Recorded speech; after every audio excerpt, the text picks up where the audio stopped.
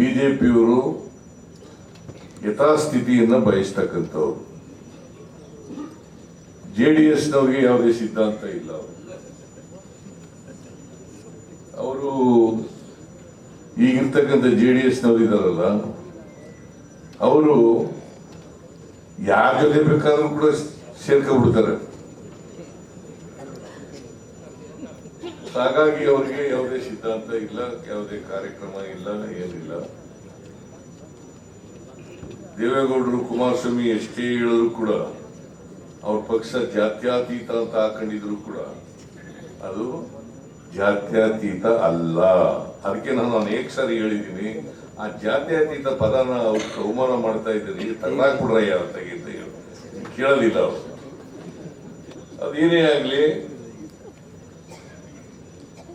ಭಾರತೀಯ ಜನತಾದಳ ಜಾತ್ಯತೀತ ಅಂತ ಆಗ್ಲಿಕ್ಕೆ ಸಾಧ್ಯನೇ ಇಲ್ಲ.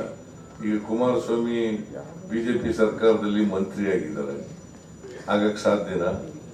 ಸಾಧ್ಯನೇ ಇಲ್ಲ. ಮತ್ತೆ ಈಗಾಗಲೇ ಸುರ್ಜಿವಾಲ ಅವರು ಹೇಳಿದ್ರು, RSSನವರು ಹೇಗೆ ಅಂಬೇಡ್ಕರ್ ಅವರನ್ನ ಅವಮಾನ ಮಾಡಿದ್ರು, ಮಹಾತ್ಮ ಗಾಂಧೀಜಿಯನ್ನ ಹೇಗೆ ಕೊಂದಾಕಿದ್ರು, ಹೇಗೆ ಸ್ವಾತಂತ್ರ್ಯ ಹೋರಾಟದಲ್ಲಿ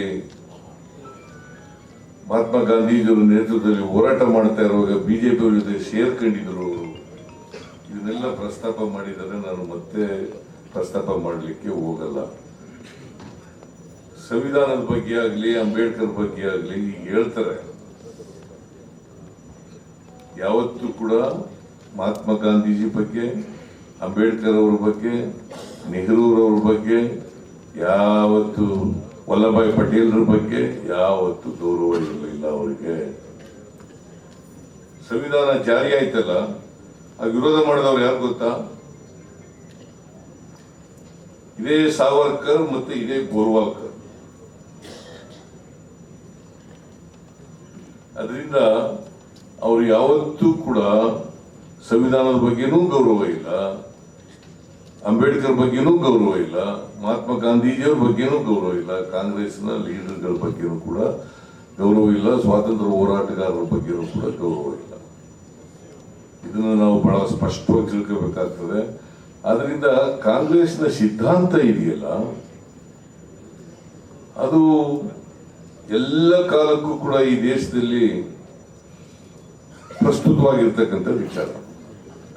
ಅದನ್ನ ನಮ್ಮ ಕಾರ್ಯಕರ್ತರಿಗೆ ತಿಳಿಸ್ತಕ್ಕಂಥ, ನಮ್ಮ ಮುಖಂಡರಿಗೆ ತಿಳಿಸ್ತಕ್ಕಂಥ, ಅದಕ್ಕೆ ನಾನು ಅನೇಕ ಸಾರಿ ಹೇಳಿದ್ದೀನಿ,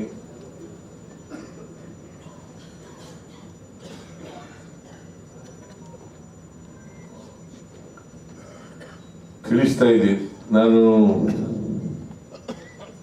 ನಮ್ಮ ಕಾರ್ಯಕರ್ತರಿಗೆ ತಿಳಿಸ್ತಾ ಇದ್ದೀನಿ, ನೀವು ಯಾವತ್ತೂ ಕೂಡ ಈ ಭಾರತೀಯ ಜನತಾ ಪಕ್ಷ ಇದೆಯಲ್ಲ, ಅವರು ಬದಲಾವಣೆಗೆ ವಿರುದ್ಧ ಇರ್ತಕ್ಕಂಥವ್ರು. ನೀವು ಯಾವತ್ತಾರು ನೋಡಿ, ಇವತ್ತು ಬಹಳ ಮಾತಾಡ್ತಾರೆ ಭಾರತೀಯ ಜನತಾ ಪಕ್ಷದವರು. ಯಾವತ್ತಾದ್ರೂ ಕೂಡ ಸಾಮಾಜಿಕ ನ್ಯಾಯ, ಜಾತ್ಯತೀತ ತತ್ವ, ಅಧಿಕಾರ ವಿಕೇಂದ್ರೀಕರಣಕ್ಕೆ ಪರವಾಗಿದ್ದಾರ ಅಂತ ಹೇಳಿ ನೋಡಿ. ಅವ್ರು ಘೋಷಣೆ ಮಾಡಲಿ, ಅಧಿಕಾರ ವಿಕೇಂದ್ರೀಕರಣ, ಜಾತ್ಯತೀತ ತತ್ವ, ಸಾಮಾಜಿಕ ನ್ಯಾಯ ಇದಕ್ಕೆ ವಿರುದ್ಧ ಇದಕ್ಕೆ ಪರವಾಗಿದ್ದಾರ ಅಂತ ಘೋಷಣೆ ಮಾಡಲಿ ನೋಡ. ಮಾಡಲ್ಲ ಅವ್ರು ಯಾವತ್ತು, ಆದ್ರೆ ಹೇಳ್ತಾರೆ ಅಷ್ಟೇ. ಮಹಾತ್ಮ ಗಾಂಧೀಜಿ ಏನು ಇಲ್ಲಿ ಸರ್ದಾರ್ ವಲ್ಲಭಾಯ್ ಪಟೇಲ್ ಪ್ರತಿಮೆ ದೊಡ್ಡದಾಗಿ ಮಾಡ್ಬಿಟ್ಟಿದ್ದಾರೆ. ಸರ್ದಾರ್ ಪಟೇಲ್ ಬಗ್ಗೆ ಗೌರವನೇ ಇದ್ದಿದ್ದವರು ಸರ್ದಾರ್ ವಲ್ಲಭಾಯ್ ಪಟೇಲ್ ಅವರ ದೊಡ್ಡ ಪ್ರತಿಮೆ ಮಾಡಿ ಇಟ್ಕೊಂಡ್ಬಿಟ್ಟಿದ್ದಾರೆ ಗುಜರಾತ್ನಲ್ಲಿ. ಯಾವತ್ತೂ ಕೂಡ ನೆಹರೂರವರನ್ನ ಯಾವತ್ತೂ ಅವರು ಮಾತಾಡಲ್ಲ. ನೆಹರೂರವ್ರ ಬಗ್ಗೆ, ಗಾಂಧೀಜಿ ಬಗ್ಗೆ ಮಾತಾಡಲ್ಲ. ಅವರು ಗೋಡ್ಸೆ ವಂಶಸ್ಥರು, ನಾವು ಗಾಂಧಿ ವಂಶಸ್ಥರು. ನಮಗೂ ಅವ್ರಿಗೂ ಇರ್ತಕ್ಕಂಥ ವ್ಯತ್ಯಾಸ ಏನಪ್ಪಾ ಅಂತಂದ್ರೆ, ನಾವು ಎಲ್ಲರನ್ನೂ ಒಟ್ಟಿಗೆ ತಗೊಂಡು ಹೋಗ್ತಕ್ಕಂಥ ಪ್ರಯತ್ನ ಮಾಡ್ತೀವಿ. ಅವರು ಎಲ್ಲರೂ ಒಟ್ಟಿಗೆ ತಗೊಂಡು ಹೋಗ್ತಕ್ಕಂಥ ಪ್ರಯತ್ನವನ್ನು ಮಾಡಲ್ಲ. ನಾವು ಇನ್ಕ್ಲೂಸಿವ್ ಗ್ರೋತ್ ಆಗಬೇಕು ಅಂತಕ್ಕಂಥದ್ದು ನಂಬಿಕೆ ಇಟ್ಕೊಂಡಿರ್ತಕ್ಕಂಥದ್ದು. ಯಾಕಂದ್ರೆ ಈ ಭಾರತ ದೇಶ ಇದೆಯಲ್ಲ ಬಹುತ್ವದ ದೇಶ, ಎಲ್ಲರನ್ನೂ ಒಟ್ಟಿಗೆ ತಗೊಂಡು ಹೋಗ್ತಕ್ಕಂಥದ್ದು ನಮ್ಮ. ಅದಕ್ಕೆ ನಾವು ಬಹಳ ಅನೇಕ ಹಿರಿಯರೆಲ್ಲ ಹೇಳಿರ್ತಕ್ಕಂಥದ್ದು ವೈವಿಧ್ಯತೆಯಲ್ಲಿ ಏಕತೆಯನ್ನ ನಾವು ಬಯಸ್ತಕ್ಕಂಥವ್ರು. ಅವರು ಸಮಾಜವನ್ನು ಒಡಿತಕ್ಕಂಥದ್ದು ನಂಬಿಕೆ ಇಟ್ಕೊಂಡಿರ್ತಕ್ಕಂಥವ್ರು. ಅದರಿಂದ ನಮ್ಮ ಸಂವಿಧಾನ, ಕಾಂಗ್ರೆಸ್ಸಿನ ಹೋರಾಟ, ಮಹಾತ್ಮ ಗಾಂಧೀಜಿ, ಬಾಬಾ ಸಾಹೇಬ್ ಅಂಬೇಡ್ಕರ್, ನೆಹರು, ವಲ್ಲಭಾಯ್ ಪಟೇಲ್ ಇವರೆಲ್ಲರೂ ಕೂಡ ನಮ್ಮ ಯುವ ಪೀಳಿಗೆಗೆ ಗೊತ್ತಾಗಬೇಕು. ಅದಕ್ಕೋಸ್ಕರ ಈ ಕಾರ್ಯಕ್ರಮವನ್ನು ಅತ್ಯಂತ ಯಶಸ್ವಿಯಾಗಿ ಮಾಡ್ತಕ್ಕಂಥದ್ದು ನಮ್ಮೆಲ್ಲರ ಜವಾಬ್ದಾರಿ. ಆ ಕೆಲಸವನ್ನು ನಾವು ಮಾಡೋಣ. ಈಗಾಗಲೇ ಅಧ್ಯಕ್ಷರು ಏನೇನು ಮಾಡಬೇಕು ಅಂತಕ್ಕಂಥದ್ದನ್ನೆಲ್ಲ ಹೇಳಿದ್ದಾರೆ. ನಾನು ಮತ್ತೆ ಅದನ್ನೆಲ್ಲ ರಿಪೀಟ್ ಮಾಡೋಕ್ಕಾಗಲ್ಲ. ಇಷ್ಟೆಲ್ಲ ಆದ್ಮೇಲೂ ಕೂಡ ಭಾರತೀಯ ಜನತಾ ಪಕ್ಷದವರ ಅಪಪ್ರಚಾರ,